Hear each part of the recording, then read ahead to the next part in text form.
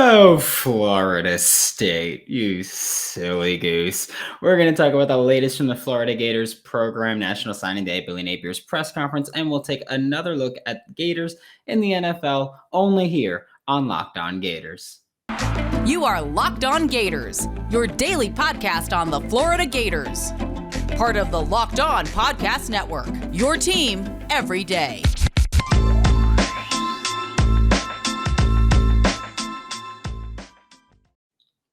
Hello and welcome back to another episode of Locked On Gators, part of the Locked On Podcast Network, your team every day. Thanks for making Locked On Gators your first listen of the day. We are available daily and free wherever you listen to podcasts. And today's episode is brought to you by NetSuite. NetSuite is the #1 cloud financial system to power your growth. Head to netsuite.com/LockedOnNCAA for special end-of-year financing on the #1 financial system for growing businesses. Happy Thursday. I am Brandon Olson. You can find me on Twitter at WNS_Brandon. I'm also the founder of Whole9Sports.com, where you can find all of my written work. Today's episode is probably going to be a little quicker than usual. I am currently right now refreshing my feed incessantly, waiting to see Shemar James' announcement. But we are going to talk about National Signing Day. Again, it's going to be a little bit quicker. So the order of the commits today were tight end Tony Livingston went first. I know that we spoke about him maybe playing tackle, maybe playing guard, maybe playing tight end. He was officially listed as tight end. Coach Billy Napier said during his press conference, which at this point happened about 20 minutes ago, where he said, you know, Tony Livingston, he's an athlete. He's a survivor. He played his best ball as a 10th grader, and now we're going to try him out at tight end. He's got 11-inch hands. He's got a big frame. He's going to be a beast. So we'll see Tony Livingston play tight end. We've got defensive back, 4-star defensive back Devin Moore committed to the Florida Gators earlier today. Then interior offensive lineman Christian Williams committed. Kicker, after Christian Williams, it was offensive tackle David Connor, the 3-star who had been committed to Florida for a while, was very adamant that he'd stay with Florida, so that was no surprise. Kicker Trey Smack was the next one. Then defensive lineman Jamari Lyons was the next person. And I'm just saying, a lot of the people here that committed today to the Florida Gators are people that are going to be working in the box, or I guess you could say in the box when we're talking about defensive front 7. In college is basically front 6, and looking at the offense, the offensive line, and tight ends. And so, you know, it's that Billy Napier football that got built up a little bit. So Jamari Lyons was the next guy to get to sign his letter of intent. Then came the shocker. The shocker. It was shocking, but like not super shocking, where it was 5-star safety, the #1 safety in recruiting classes in the 2022 class, the first IMG Academy 5-star to come to Florida, IMG player to come to Florida, and it's a beautiful thing. Kamari Wilson, who Billy Napier in his press conference had nothing but stellar things to say about Kamari Wilson and to say about his family, and it was truly like one of the coolest things to see Kamari Wilson give it, because Kamari Wilson, of course, was like, people thought it was Georgia. They're like, oh, there's a 90% chance he goes to Georgia. And then over the past 24 hours or so, less than that, really, it became, it's like a 60% chance that Kamari Wilson comes to Georgia. Or it's like a 60% chance, 50-50 now. And it was kind of trending towards Florida. But I think that we were all kind of skeptical at that point of, you know, what really will happen, who's really going to get the 5-star safety, the #1 safety in the class. And it was the Florida Gators. I'm incredibly excited about it, because you guys know I love Corey Collier, I love Donovan McMillan, I love Rashad Torrance II, and now we've got Kamari Wilson, a 5-star safety, to add to that bunch with, I'm assuming, Trey Dean will be going to the NFL. I don't know why I keep making this assumption. I don't have an inside track on it. I believe he's got at least 1, maybe 2 years of eligibility left, but I am still just like, I think he's going to the league. It seems like what he's going to do. I think he's talented enough to make it, so I'm not super shocked about it. Then defensive tackle Chris McClellan, who was, of course, we thought, or at least I thought, was like on the fence between Florida maybe coming back to Oklahoma, which is where he is from. He is an Oklahoma. He's the best defensive lineman in the state of Oklahoma, and he was on the fence between Oklahoma and Florida. And I was one of the people that was like, maybe he'd just go to Oklahoma, especially with Brent Venables there and his track record at Oklahoma and his track record as such a good defensive coordinator and such a good recruiter. And I was like, okay, maybe it happens with Chris McClellan.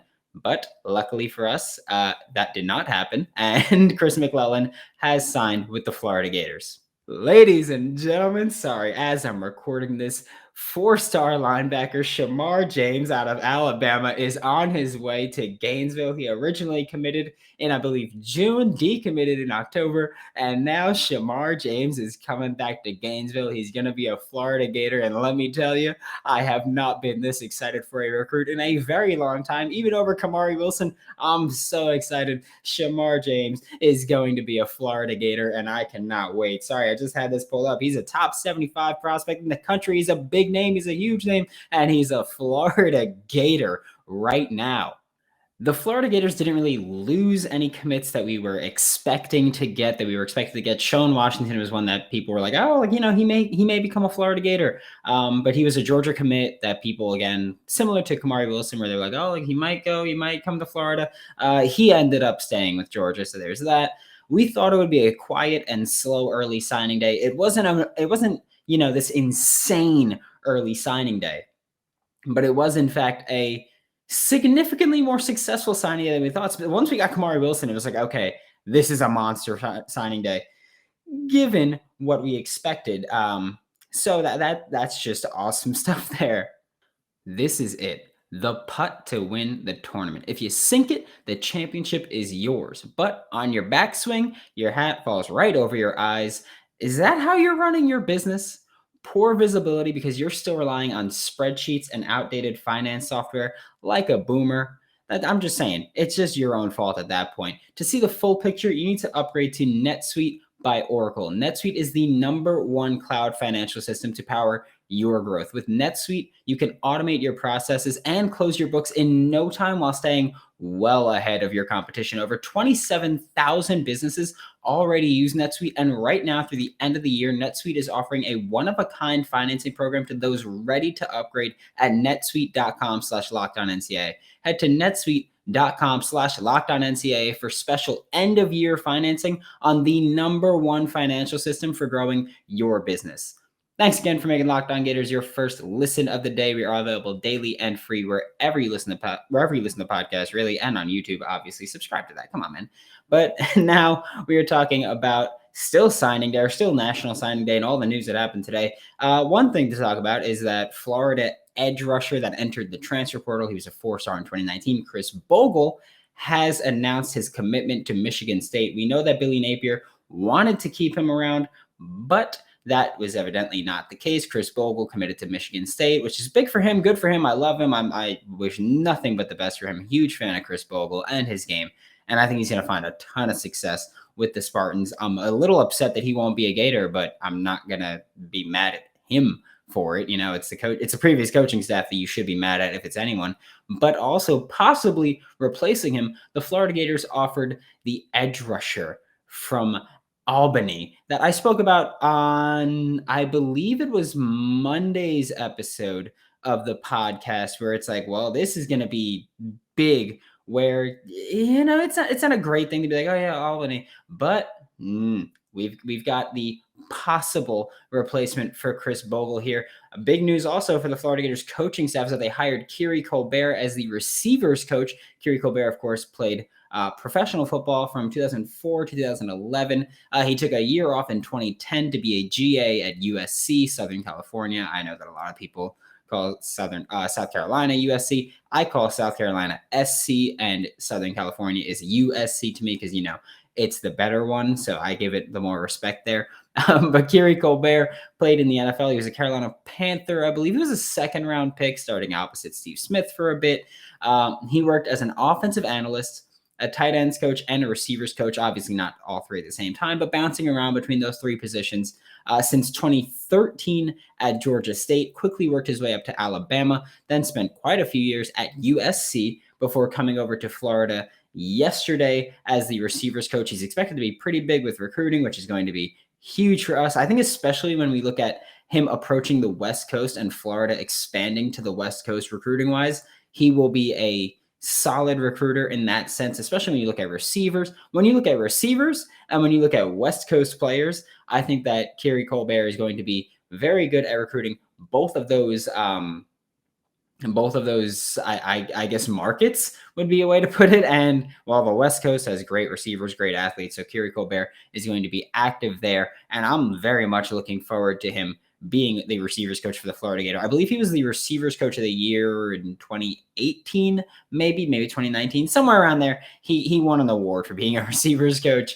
And then Billy Napier had his press conference just, again, like 20-ish minutes ago at the time of recording this, where, he spoke really about the administration. The administration was so supportive and huge in helping during this very brief recruiting period. He was like, look, man, we had like 10 days to get any of this work done. So the administration was huge for us. The UAA has the best pilots around to get them flying everywhere to recruit these guys.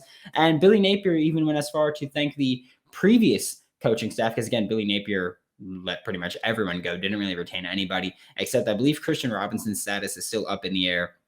But from the previous coaching staff, he was like, hey, look, like they built these relationships. A lot of the guys that signed today, they built the relationship and they sold these guys on Florida. And then it was up to Billy Napier and the current coaching staff to then further affirm, like, hey, like this is still Florida. Like we are still going to be a great university. We're building a great thing.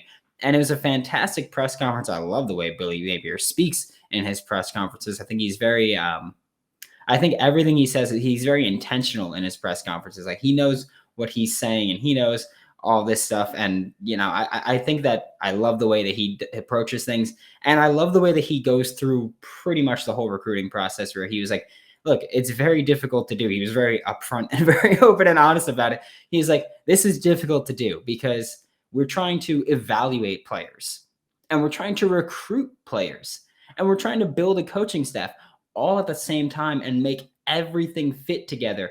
And I don't think it could be overlooked just how important that is and just how crazy it is that he has to do all this, because again, he coached in a conference championship, 12 days ago at this point. He coached at a conference championship a very short time ago. And then the next day came to Gainesville and he got introduced and he did his press conference. And then that night, really, or the next day, he went out and started recruiting. He was on the recruiting trail while trying to build a coaching staff.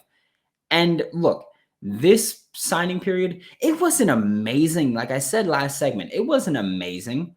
But given how little time Billy Napier had to work here, that was huge. And that was massive for this team. It was just fantastic for the Florida Gators to really make the most out of nothing, make something out of nothing. It was like a Damian Pierce run, something out of nothing. And Billy Napier really stressed the importance of getting the right people to fit the team and fit the culture and really build this program up. He wants to establish that. And I am so excited for the Billy Napier era. You listen to podcasts for the power of the inside track.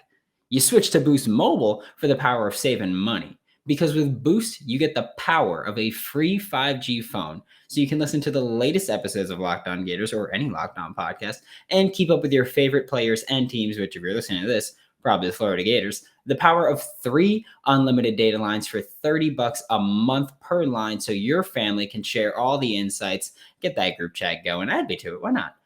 Just have fun with it. With all that money you'll save and all that edge you'll gain, just how powerful can you become? Because don't forget, no one man should have all that power, or woman. Switch to Boost Mobile and find out exactly. Get a free Samsung Galaxy A32 5G when you switch to one of America's largest 5G networks.